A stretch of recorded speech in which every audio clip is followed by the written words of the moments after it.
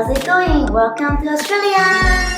没错，我搬到澳洲了。那如果你不知道的话呢，一定是因为你没有 follow 我的 Instagram， 所以赶快去 follow 吧。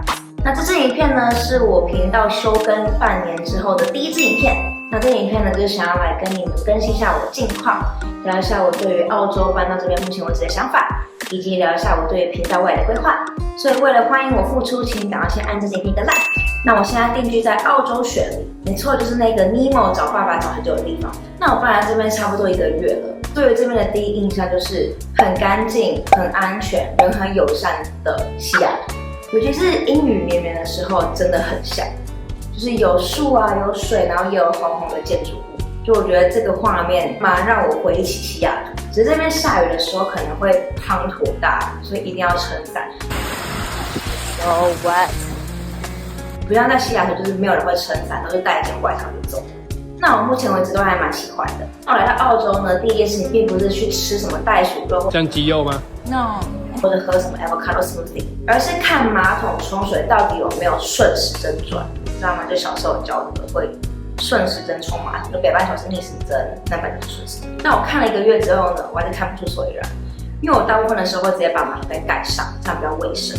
不然就是看到马桶水是直直的往下的，就是也没有往哪一边转。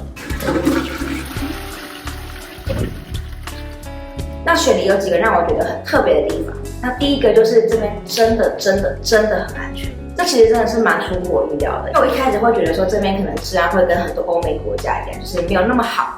对，可是我来到这边之后，发现这边的超安全。就我一个女生晚上过半夜12点，拿着手机走在市区的路上，完全不会有问题。而且这边的 Chinatown 中国城真的是我见过最安全、最干净。如果你有去过欧美其他国家的 Chinatown， 就会知道说，大部分的 Chinatown 都是有点脏脏臭臭，然后可能会有很多流浪汉，但是雪梨完全没有这个问题。在这边有一个很特别的地方是，这边的咖啡店没有 Americano， 没有美式咖啡。你如果要点黑咖啡的话呢，你要点 Long Black。那 Americano 跟 Long Black 有没有差别呢？有的，就是呢 Americano 是先倒 Espresso 再倒水 ，Long Black 是先倒水再倒 Espresso。那喝起来有没有差呢？我觉得没差，但是在这边我觉得很少人会点黑咖啡。因为我每次点黑咖啡的时候呢 ，barista 都很疑惑。那我自己觉得原因是因为这边的黑咖啡的价钱跟有加牛奶像 Latte Cappuccino、Flat White 的价钱是一样的。那我真的觉得超贵，就是为什么水跟牛奶的价钱会一样？所以也导致说我现在很少去咖啡店会点黑咖啡，因为呢会觉得被坑钱。然后呢，澳洲雪梨其实并没有大家刻板印象中的有很多 smoothie 店、果汁店、沙拉店，就其实真的没有那么多。我觉得美国西雅图还比较多。那有很多人好奇的就是澳洲口音到底有没有很难懂？那我目前为止在雪梨，其实听别人讲话都没有什么问题。但我感觉是因为我是在一个大城市，所以大家口音没有很重，而且我可能对话的人也不见得是澳洲人。所以我目前为止并没有觉得澳洲口音有很难懂的这个问题，但我觉得如果我可能换个地方去，或者去一些比较乡下的地方，说不定会有感觉。再来，很多人关心的就是澳洲人到底会不会歧视。那我目前为止必须说，我真的完全没有被澳洲人歧视，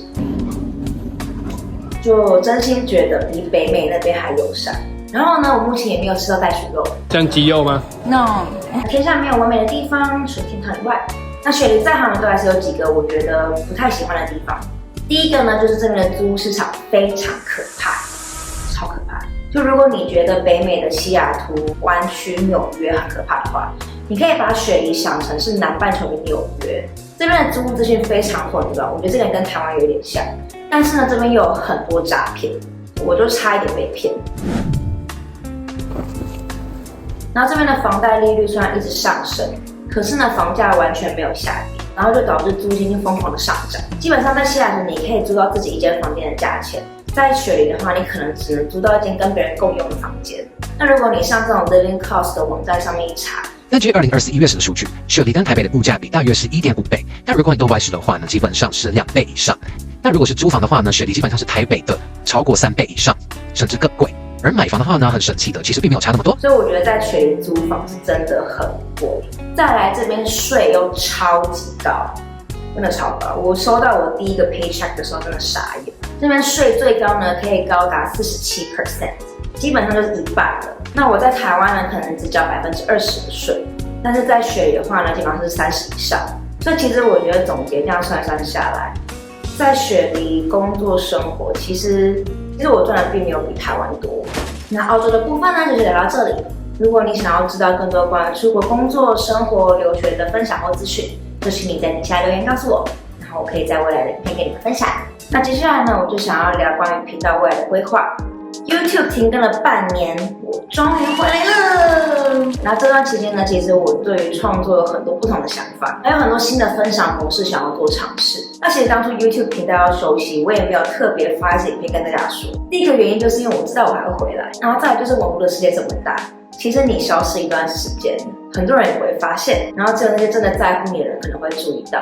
所以我就只有稍微用 Instagram Story， 然后 YouTube 的 Post， 还有会员频道里面跟大家稍微讲一下。那非常感谢你们，就是知道我要休息，但是还是持续在追踪 follow 我的人。那非常感谢你们，就你们的持续追踪跟鼓励都是对我来说非常非常重要的。那至于我为什么会决定频道要休息呢？其实有很多原因，但是一个很大的原因就是因为我要跨国搬家，就搬家换工作本身就已经很累了，更何况我是要搬到一个我从来没有去过的地方，那有太多的事情要考虑跟决定。同时我有一份正职软体工程师工作，所以我根本没有多余的心力去想创作的事。那个时候我就知道，如果当时的我继续创作发影片的话，我自己其实会不开心，然后品质也不会好，对频道的流量成绩也不好，然后我可能心情就更差，所以就会变成一个恶性循环。那毕竟我当初开这个频道就只是自己开心想要分享而已，所以我就想，如果做了不会开心，那我不如就休息，养精蓄锐，之后再来跟你们分享。是现在。然后虽然网络世界自媒体是一个很要求催产素的地方，那我相信既然当初是上帝要我开这个频道，那现在呢，其实我脚步慢了一点，那如果是上帝要我继续做这个频道的话呢，有他有你们，这个频道也会活过来。那停更的期间，我还是有用 Instagram 刷一些存在感，但是我基本上都是发一些旅游相关的东西。然后也就很多朋友会说，为什么我可以一直飞来飞去到处旅游，好像不用工作一样，甚至以为我离职了。就某些层面来说，我确实是离开上一份工作，但是其实我一直都有工作。然后我现在在澳洲雪梨也是有一份正职的软体工程师工作。那也因为被问多了，我才发现到，其实我好像真的很喜欢旅游，而且我非常喜欢一个人去旅行。比如说去年我就自己去了蒙古，去了南非，就是我很喜欢去一些不是大众旅游景点，或者是很多人也不敢一个人去的地方。然后在分享旅游内容的过程中，我也才发现，其实做这些旅游的内容会给我很多回顾的满足感。然后仔细想来才会发现，很多人有钱有时间也不见得想要去旅游，但是我是没有钱没有时间，但是我还是要去旅游。也就发现说，原来能够一直旅游其实是一个技能。毕竟能够一个人到一个陌生的地方，然后找到接下来要去哪里，并不是每个人都擅长的。而且对我来说，旅游不只是拍美照看美景，这些是基本。最重要的是能够从旅游中对世界有新的认识跟想法，然后也可以对人生有不同的体悟。所以今年开始，除了本来的工程职涯相关的内容，我也会想要多分享关于旅游的东西。那目前的想法呢，是除了 YouTube、Instagram 之外，我也会分享在小红书。那之所以分享在小红书，是因为我觉得小红书是蛮适合搜寻的地方，所以我觉得把旅游资讯放在小红书上面是蛮适合的。然后呢，因为 YouTube 影片如果太长的话就没人想看，可是呢，我偏偏又想法很多，话很多，所以那种比较多自我深层对话的想法分享，我打算把它录成 Podcast 的形式，然后一样会上传到 YouTube 上面。然后如果你不知道的话，这个频道其实一直以来都有输出成 Podcast， 就其实在 Spotify、Apple 上面都可以找得到。那我相信一定有很多人好奇说，我怎么突然就飞到澳洲了呢？那这支影片已经太长了。所以呢，关于我是怎么样决定要搬来澳洲，我怎么样找到国外的工作，以及我怎么样说走就走，不只是旅行，而是连搬家都是，这些内容可以讲很久，所以就敬请期待之后的 podcast 哦。哦，对了，那这个频道呢之后也会改名，会从本来的 Untype 对我是工程师改成凯心林 Untype， 因为 Untype 的 stereotype 依然是这个频道的初衷，但是不想要再局限自己只有做工程相关的内容了。那最后呢，请你帮这支影片按一个 like。因为呢，你按一个 like 不到1秒，可是我却要飞9个小时、10个小时来到澳洲拍这支影片。然后 Instagram、YouTube、小红书、Podcast 的链接都会放在资讯栏里面，就请你们赶快去追踪、订阅、支持咯。澳洲好像没有什么特别讲拜拜的方式，所以就只有拜拜。